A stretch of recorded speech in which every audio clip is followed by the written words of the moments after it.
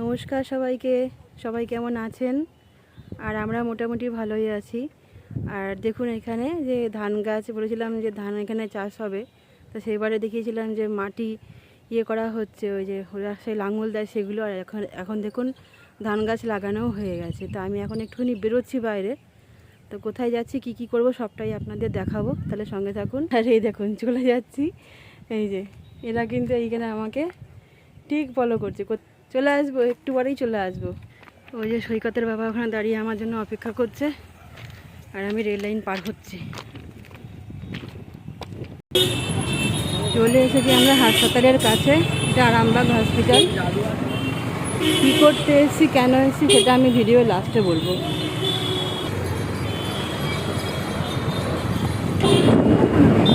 হাসপাতাল থেকে বেরিয়ে গেছি,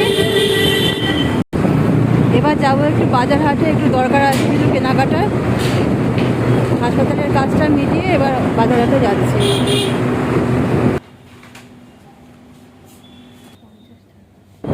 হয়ে গেল বাজার হাট থেকে জিনিসপত্র নেওয়া। কিছুই না, ঘরের একটু খাবার দাবার শেষ হয়ে গেছিলো। কালকে তো সৈকতকে নিয়ে আসবো, সেই কারণে ওর আসার আগে একটুখানি ওই খাবার দাবারগুলো তুলে নিলাম। আর এখন যাচ্ছি একটু LIC অফিসে। আর এটা আমাদের গৌরহাটি মোড়, যারা এখানকার তারা তো চিনবেনি। চলে এসছি LIC অফিসে, আর দেখাবো না কারণ এটা তো অফিস। কাজ হয়ে গেল, ছোট্ট একটু কাজ ছিল, এখন বেরিয়ে যাচ্ছে। এটা আমাদের আরামবাগের LIC অফিস। সব কাজ মিটে গেছে, এবার এসছি বাজার করতে। 12:30 বাজে, এখন আমার রান্না হয়নি, পুজো দেওয়া হয়নি। আজকে বৃহস্পতিবার। এটা হচ্ছে আমাদের আরামবাগ বাজার, সবজি বাজার।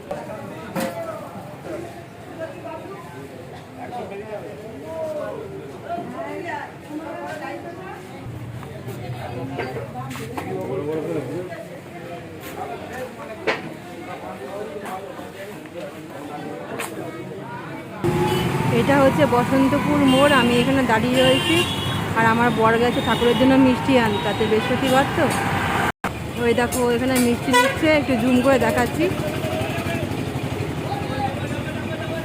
এবার এসছে একটু মুদিখানার দোকানে, মুদিখানা বাজার করতে হবে। জানো হচ্ছে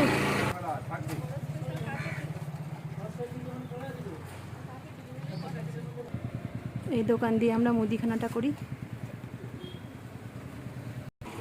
আমি কোনোদিনও এরকম কাউকে সামনাসামনি নামাজ পড়তে দেখিনি, আজকে দেখলাম, তাই একটু ভিডিওতে ক্যাপচার করলাম। দেখেছি সেটা মোবাইলে, কিন্তু সামনাসামনি কোনোদিনও দেখিনি। এবার যাচ্ছি বাড়ি। আর আমাদের যারা মুসলিম ভাই বোনেরা আছেন তারা কিছু মনে করবেন না, আমি কোনোদিন ওরকম সামনাসামনি নামাজ পড়া দেখিনি, তো তাই একটু তুললাম।